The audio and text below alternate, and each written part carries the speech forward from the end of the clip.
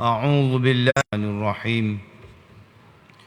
الحمد لله رب العالمين، والصلاة والسلام على أشرف الأنبياء والمرسلين سيدنا محمد وعلى آله وصحبه أجمعين. سبحانك لا علم لنا إلا ما علمتنا إنك أنت العليم الحكيم، ولا حول ولا قوة إلا بالله العلي العظيم. اللهم إنا نسألك علما نافعا، ونسألك رزقا طيبا، ونسألك عملا متقبلا. اللهم إنا نعوذ بك من علم لا ينفع، وقلب لا يخشع، وعمل لا يرفع، والدعاء لا يسمع. اللهم لا تؤاخذني بما يقولون، واغفر لي مما لا يعلمون، واجعلني خيرا مما يظنون. أما بعد.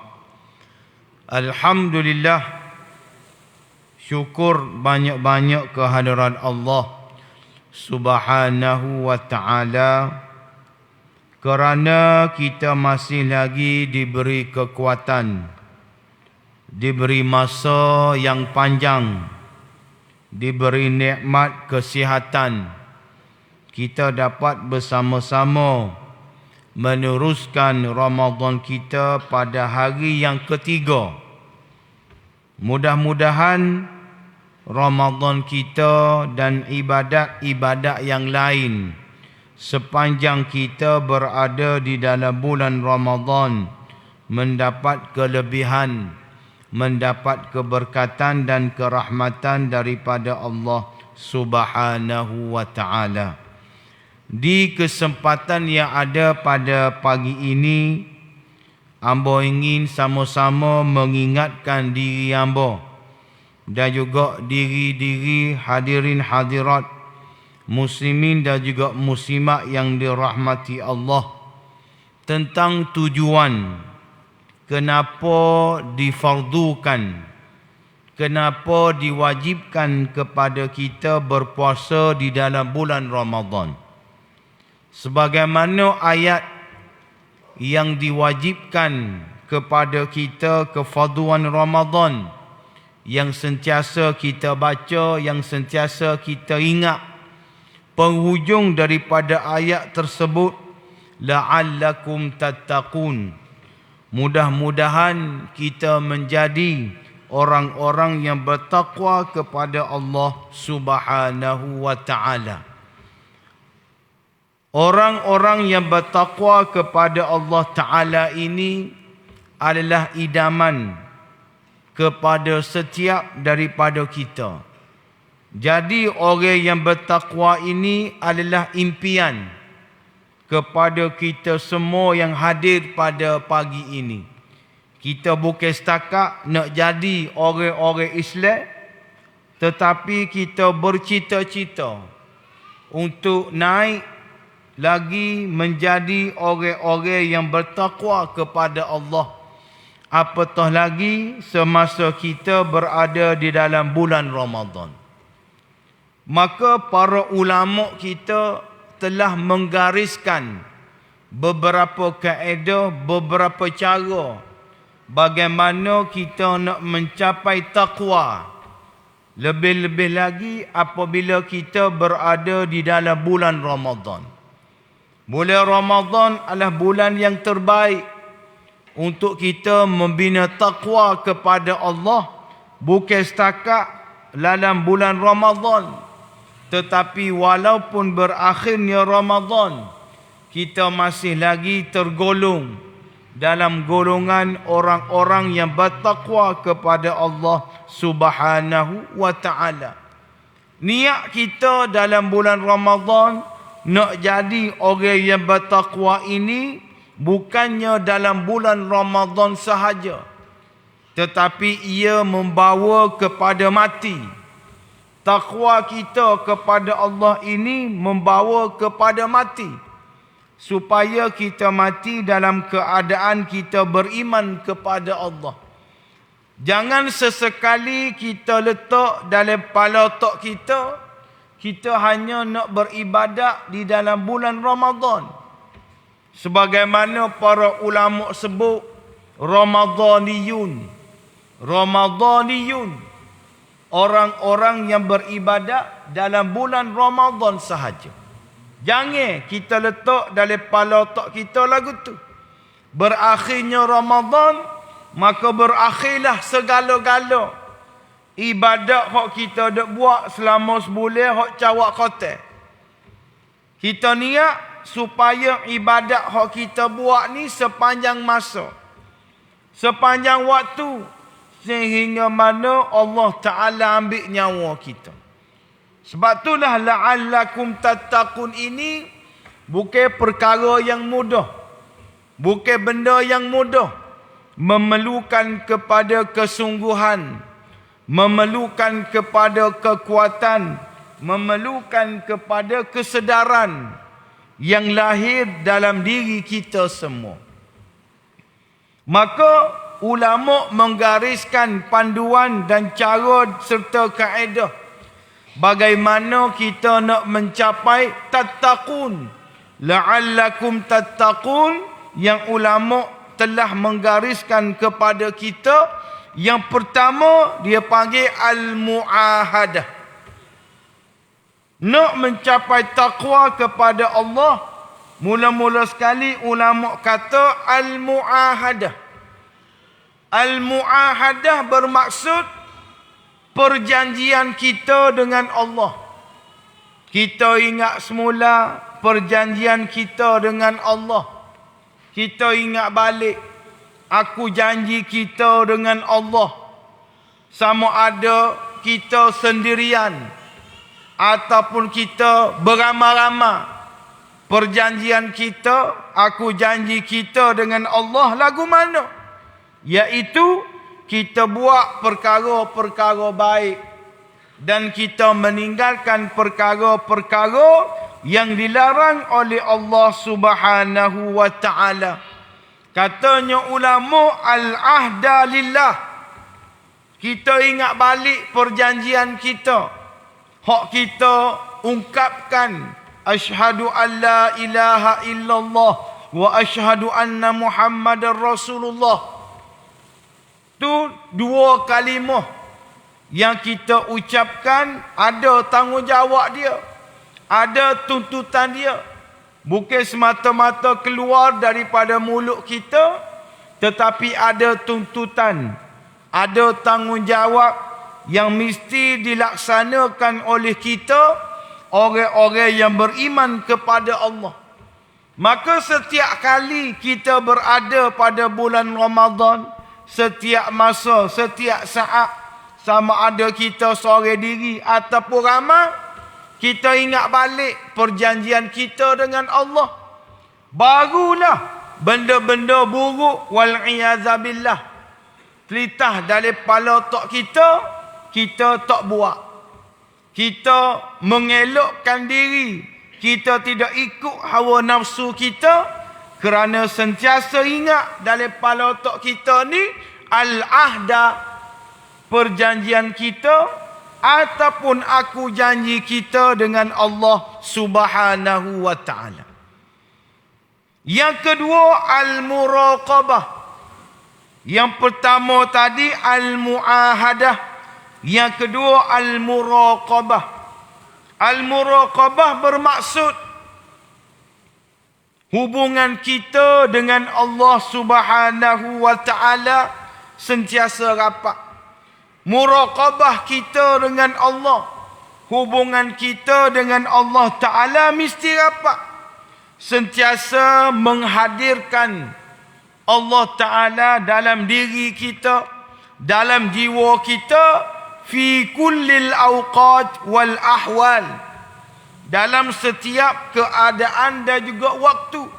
Wa muraqabatuhu jalla jalaluh fi sirri wal alan, dan muraqabah kita dengan Allah sama ada fisir, sama ada secara sembunyi kita dengan Allah ataupun secara terang-terangan.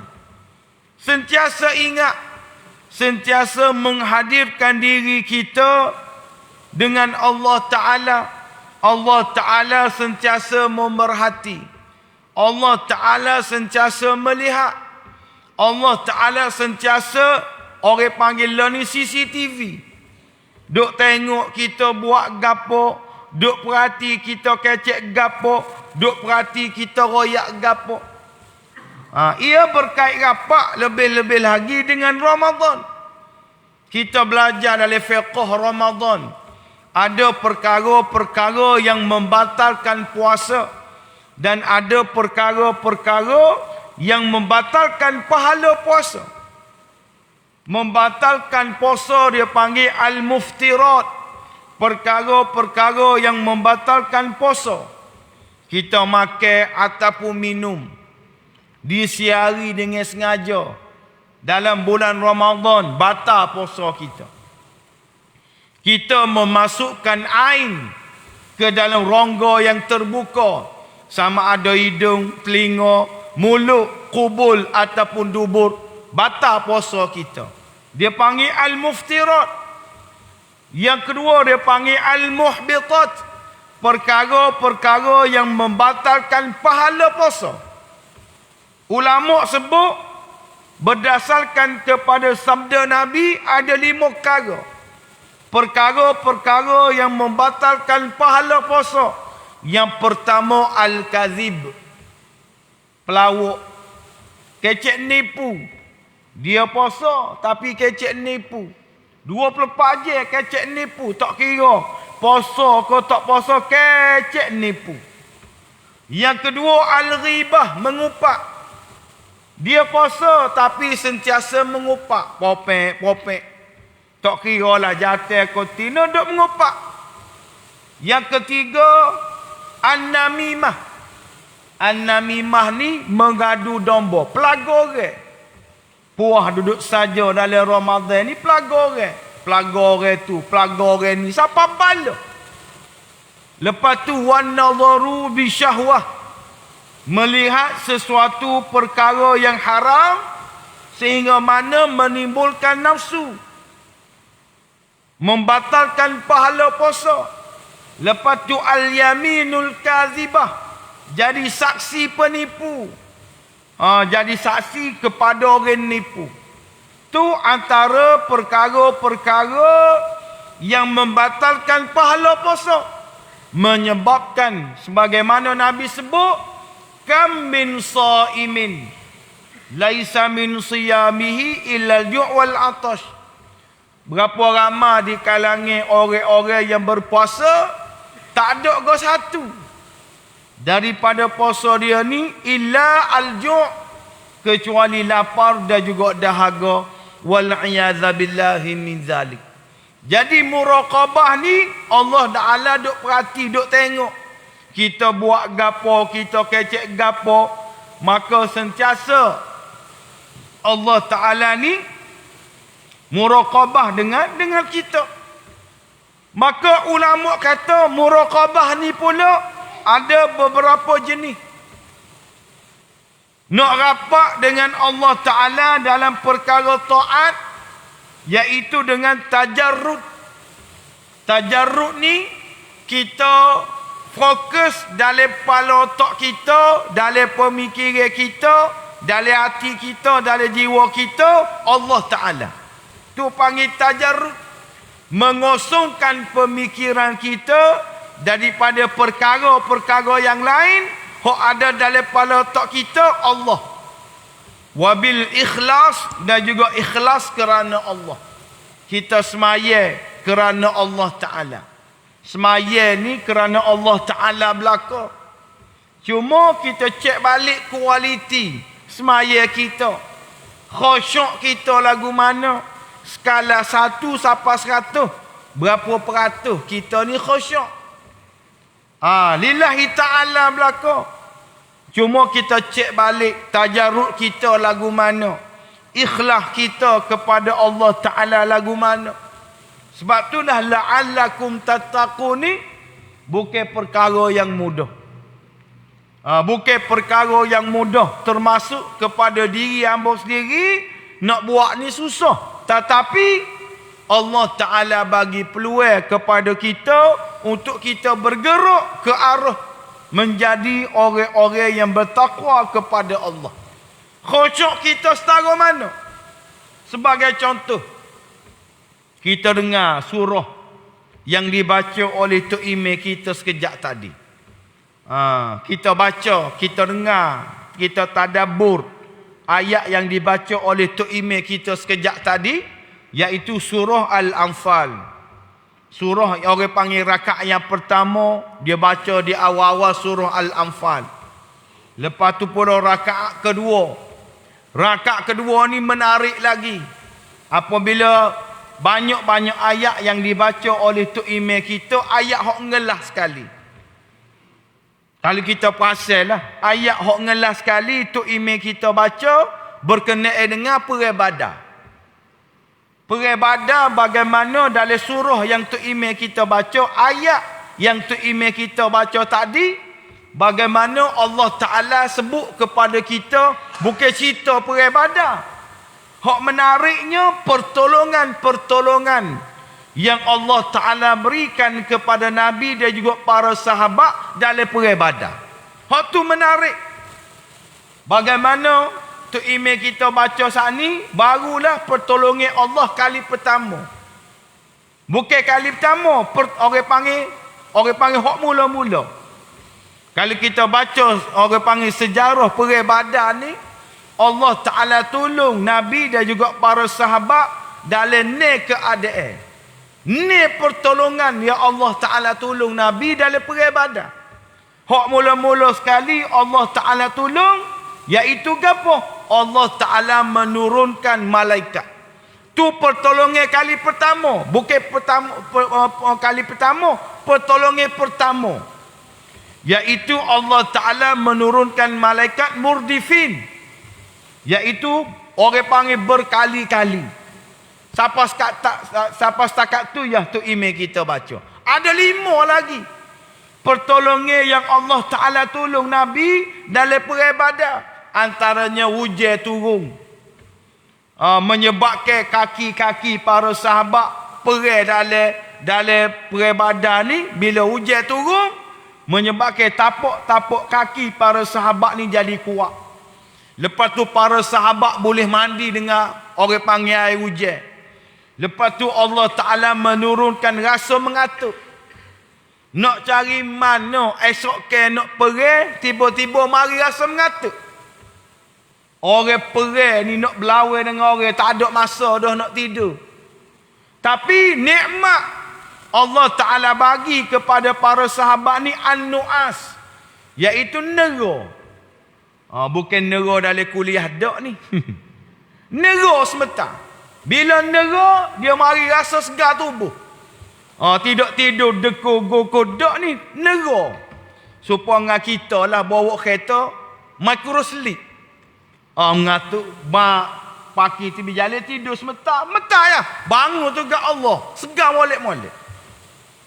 Lagi hak paling besar sekali hak Nabi sebut, hak Allah Ta'ala sebut dalam surah yang sama, suratul Anfal, Allah Ta'ala campur rasa takut. Wa qadhafa fi qulubihimur ru'b.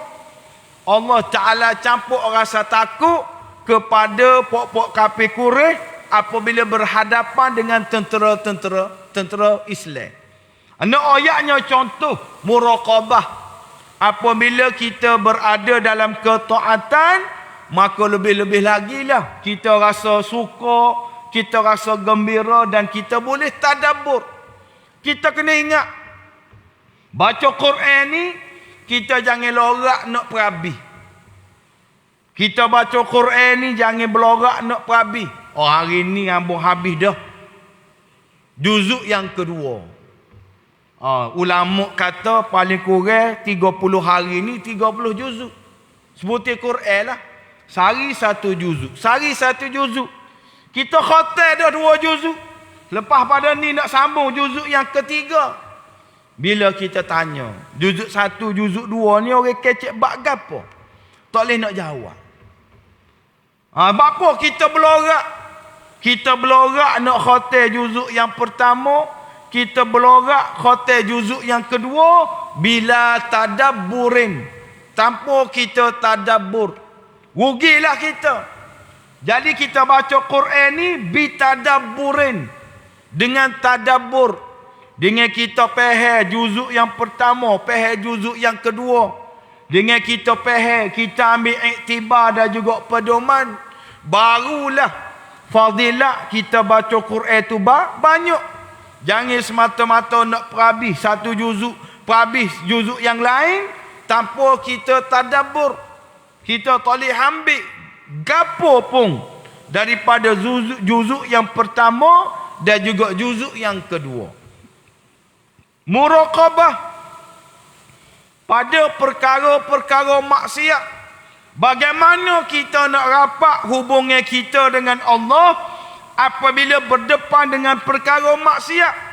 Katanya ulama, takunu bitaubati waddan wan nadmi wal iqla', iaitu kita sentiasa bertaubat dan menyesal serta kita buai, kita tohuk maksiat-maksiat yang mengganggu di hadapan kita.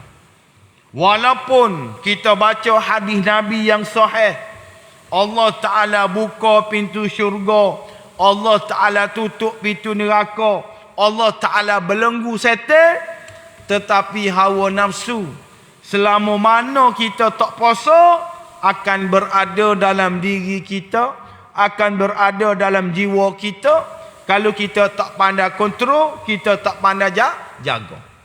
Maka apabila benda maksiat, benda-benda tak betul ada di hadapan kita, cepat-cepat kita istighfar, cepat-cepat kita menyesal dan kita tohuk, kita buai, kita kehek perkara-perkara maksiat yang lalu di hadapan kita, yang telitah di hadapan kita.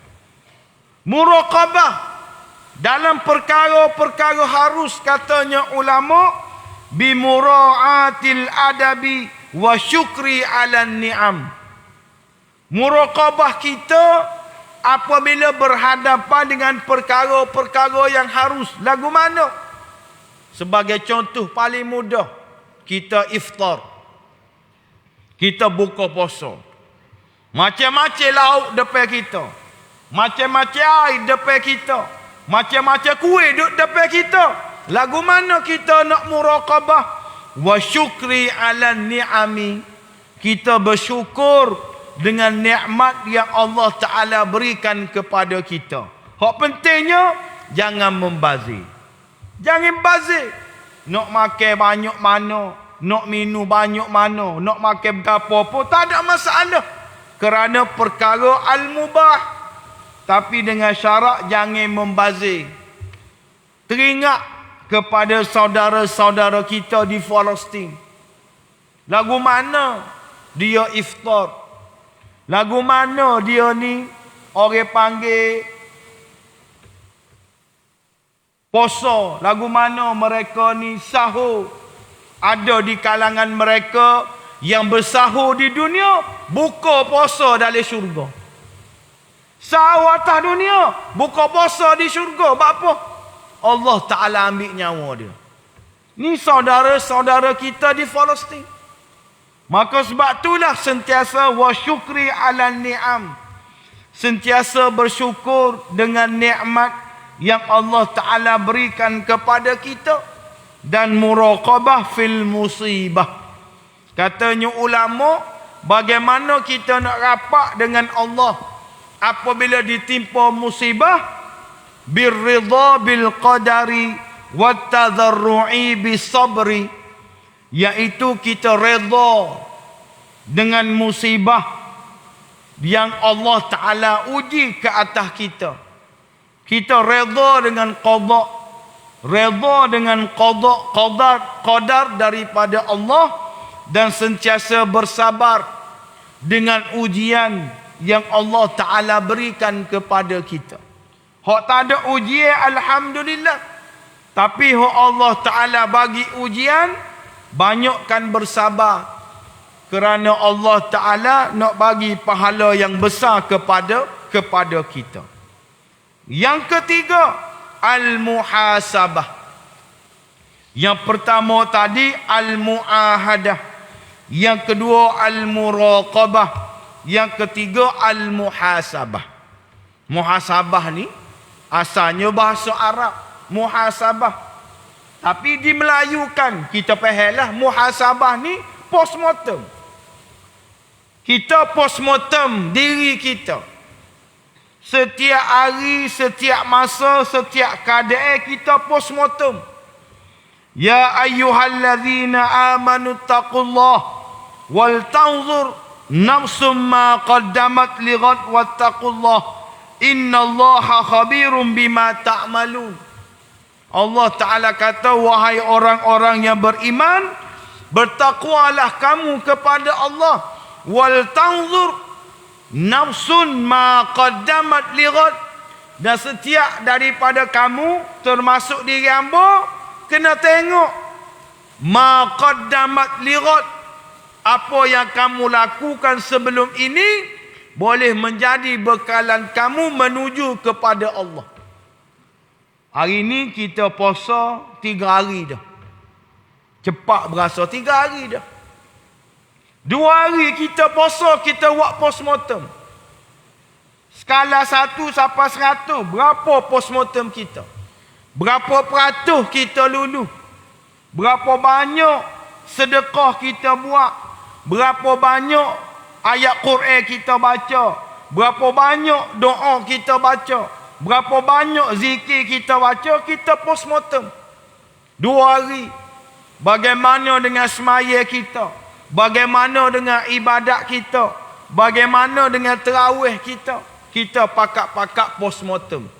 2 hari dah kita berpuasa, maka kita beki. Hari ni aku nak beki gapo? Aku tengok kurang Ramadan yang kedua, aku nak tambah pada Ramadan yang ketiga. Masuk Ramadan yang keempat, ada lagi kurang, aku beki. Tu muhasabah yang Allah Ta'ala royak kepada kita. Hak Nabi ajar kepada kita, jangan kita biarkan masa kita berlalu begitu saja. Sebab itulah Ramadan adalah masa yang terbaik untuk kita menjadi la'allakum tattaqun, menjadi orang-orang yang bertakwa kepada Allah Subhanahu wa Ta'ala. Yang keempat, al-mu'aqabah. Al-mu'aqabah. Mu'aqabah ni bermaksud denda. Sama. Kita sama diri kita. Kita denda diri kita apabila kita buat perkara-perkara buruk, ataupun kita tidak berjaya mencapai KPI dalam bulan Ramadan. Kita denda diri kita, kita sama diri kita kalau kita tidak mencapai KPI yang Allah Ta'ala nak. Kalau JPJ ada sama dia, kalau polis ada sama dia. Tak kira lah, barang dunia ni tak kena buat, kena sama. Tak pakai seat belt kena sama, tak pakai helmet tak kena sama, langgar lampu isyarat kena sama. Kalau barang dunia pun ada sama, kena denda, apatah lagi barang akhirat. Kena ada sistem iqab dalam diri kita. Kena ada sistem denda dalam diri kita.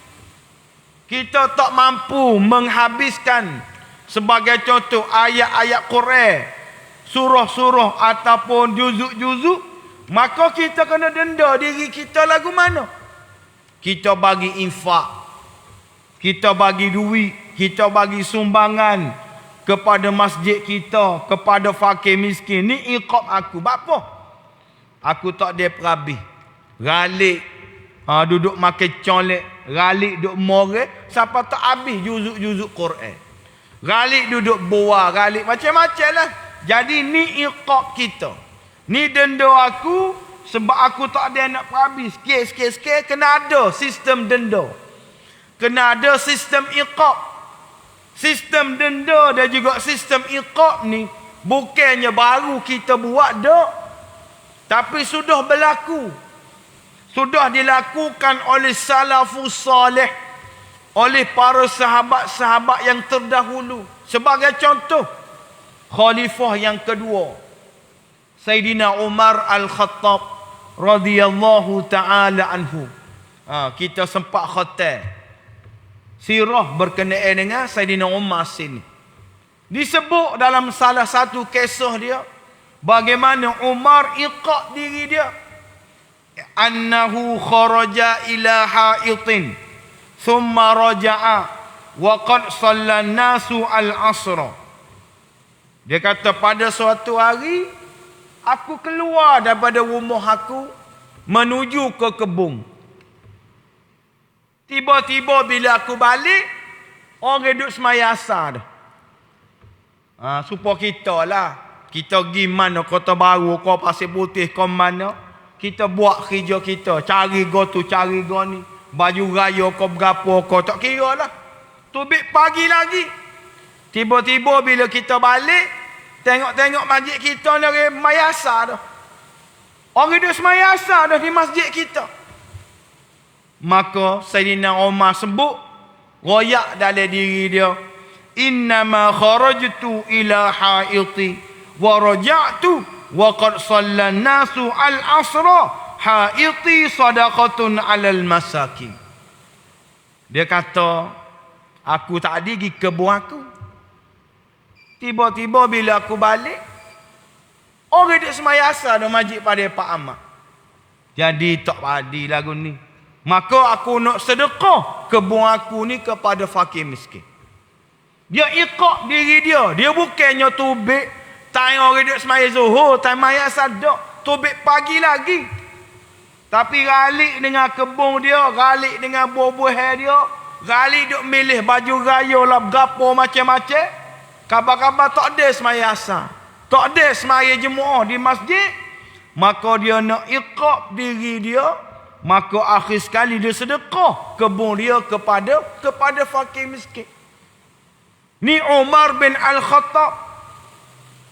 Ambil masa. Yang kedua Abu Talhah, sahabat Nabi Abu Talhah ni, annahu kana fi solah. Dia sedia semaya ni. Masjid zaman Nabi tak sama dengan masjid kita. Comel. Dengan ekornya menggap-gapo. Masjid zaman Nabi ni dia tak ada dinding. Dinding pun lagu tu dah. Lepas tu atap pun lagu tu. Atas pada pasir. Famarraj amamahu qabbarah. Ta'irun kal usfur. Duk tengah semaya, tiba-tiba lalu seekor burung. Duk tengah semaya ni, lalu seekor burung, fatashaghala 'anis salati fan nazari ilaiha hatta nasiya kam shalla. Dia pun tengok burung tadi. Moga lalu seekor burung. Dia pun lah tengok. Bila lah tengok tu, fatashaghala fi shalah, maka dia pun jadi lala semata. Lala tu menyebabkan hatta nasiya kam shalla, tak ingat berapa rakaat. Burung tu comel berkali. Macam-macam warna ada comel, tengoklah. Sudah. Berapa rakaat ni? Bila jadi lagu tu, fatasaddaqa bihaitihi 'alal masakin. Dia kata, aku nak iqab diri aku nak sedekah kebun kepada fakir miskin. Uqubatan 'ala nisyanihi wa insirafihi 'anil khusyuk. Iqab kerana aku lupa berapa rakaat semaya tadi, dan kerana aku ni hilang khusyuk aku. Berlaku kepada Hasan bin Sinan. Berlaku kepada Tamim Ad-Dari. Dia tidur satu malam, nama lailatan. Dia tidur pada satu malam, lam yakum yatahajjat fiha lillah hatta asbaha. Dia tidur semalam sehingga mana dia tak sempat nak bertahajud. Bangun-bangun orang semaya subuh. Supaya kita lah tak ada nak bangun semaya malam, bangun-bangun sahur. Bangun-bangun sahur tak ada semaya tahajud. Fa'alzama nafsahu sanatan la yanam. Akhir sekali dia iqab diri dia, aku tak boleh tidur setahun. Aku tak boleh tidur setahun sebab apa? Uqubatan ala nisyanihi yatahajjat fiha bil ibadah uqubatan lima sana. Sebab dengan tidur tadi aku tak ada nak semaya tahajud. Tidur tadi aku tak ada nak beribadat kepada Allah. Ni para sahabat. Kalau para sahabat pun setara ni, hak dijamin syurga, hak Allah Ta'ala ampunkan dosa mereka, yang mereka ni sangat hebat, apatah lagi kita ni orang yang banyak dosa, yang banyak lupa. Maka sebab itulah al-mu'aqabah mesti ada dalam diri kita, mesti ada dalam jiwa kita, menyebabkan kita akan menjadi orang-orang yang bertakwa kepada Allah. Yang terakhir al-mujahadah. Al-mujahadah ni bermaksud mujahadah lah. Bahasa Arab mujahadah, bahasa Melayu pun mujahadah, bersungguh-sungguh. Bersungguh-sungguh dalam bulan Ramadan, bulan yang bersungguh-sungguh kita melakukan ibadat, bersungguh-sungguh melakukan amal soleh, bersungguh-sungguh buat benda-benda baik.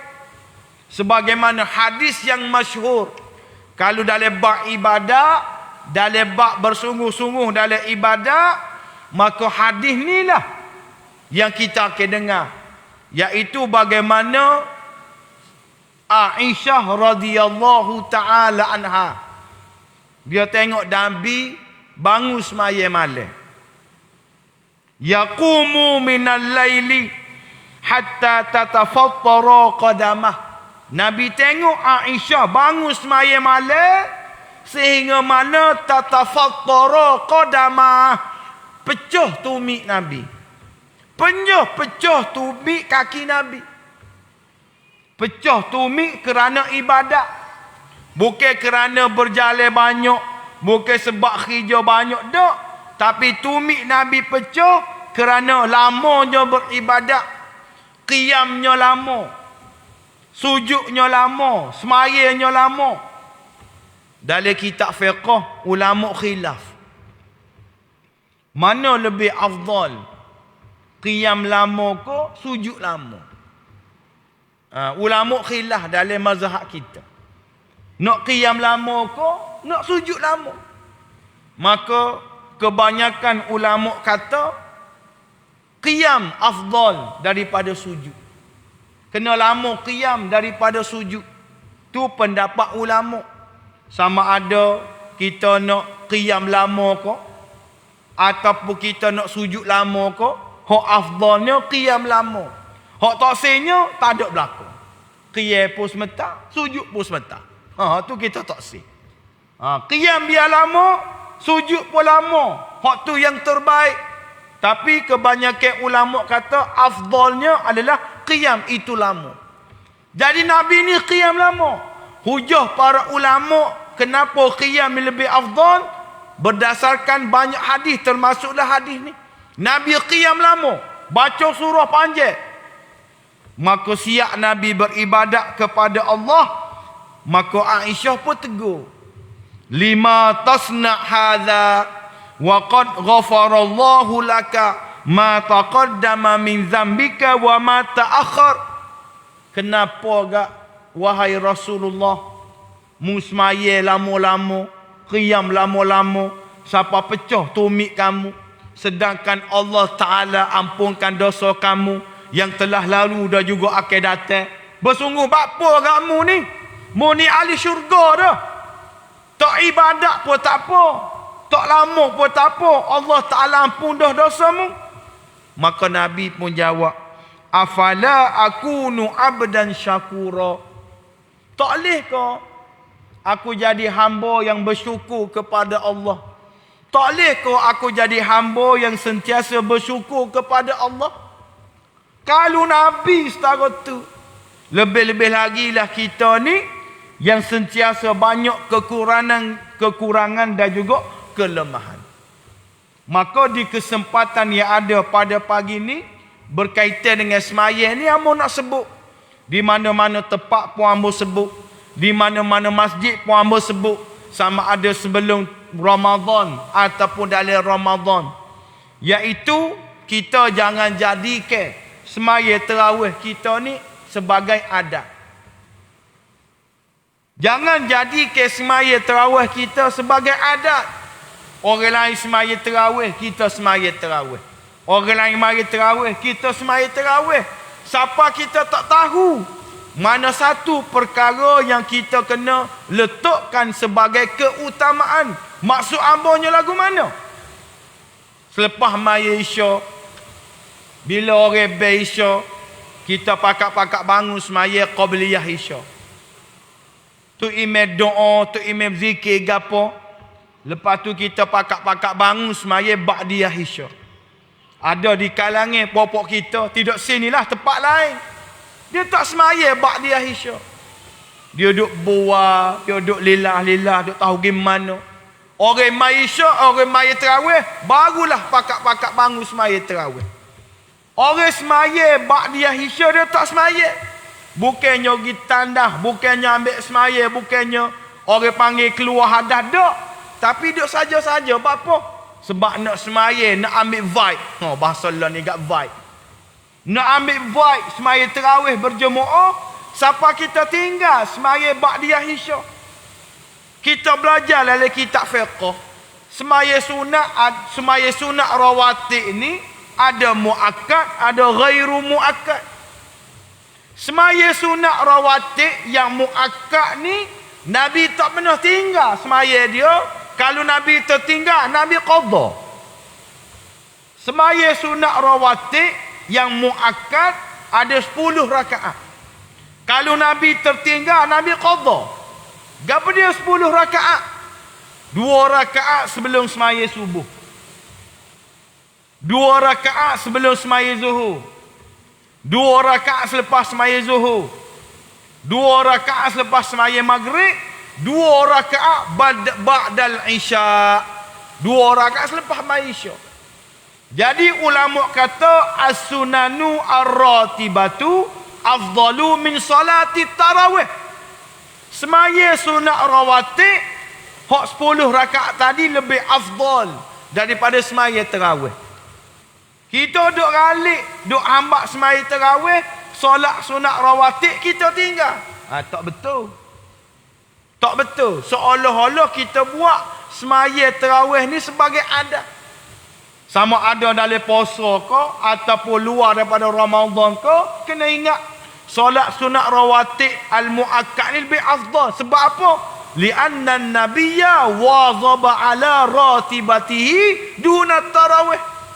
Kerana Nabi tak pernah tinggal semaya sunat rawatib ni kecuali orang panggil tanpa semaya tarawih. Maknanya tarawih yang Nabi buat. Hak semaya tarawih ni, hak lain-lain Nabi tekan kepada solat sunat rawatib. Sebab itulah mujahadah kita biar kena dengan fiqh, biar kena dengan ilmu, jangan jadikan ibadat, jangan jadikan adat semata-mata. Jadi mudah-mudahan apa yang kita buat dengan 5 perkara tadi, kita mohon kepada Allah. Kita mohon kepada Allah, mudah-mudahan Ramadan kita, ibadat kita, apa yang kita buat mendapat keberkatan, mendapat kelebihan, mendapat orang panggil fadilah yang besar daripada Allah Ta'ala. Dengan rahmat Allah, Allah Ta'ala jadikan amalan-amalan kita tadi penyebab untuk kita masuk ke dalam syurga insya-Allah. Wallahu alam. Amba minta maaf banyak sebab ambil masa sikit pada pagi ni. Sekala-sekala berhenti dah. Tapi moga makan-makan pun tak. Jamu-jamu pun tak ada. Jadi hamba lajuk sikit pada pagi ni. Mudah-mudahan Allah Ta'ala berkati, Allah Ta'ala rahmati pertemuan kita. Aqulu qali hadha astaghfirullahal azim li wa lakum. Wassalamualaikum warahmatullahi wabarakatuh. A'udzu billahi minasyaitonir rajim. Bismillahirrahmanirrahim. Alhamdulillahi Rabbil Alamin. Wassalatu wassalamu ala ashrafil anbiya'i wal mursalin Sayyidina Muhammad wa ala alihi wa sahbihi ajma'in. Allahumma khtim lana bihusnil khatimah wa la takhtim alayna bisu'il khatimah. Rabbana atina fid dunya hasanah wa fil akhirati hasanatan wa qina azaban nar. Wa sallallahu ala sayyidina Muhammad wa ala alihi wa sahbihi wa baraka wa sallam. Wa akhiru da'wana anil hamdulillahi rabbil alamin.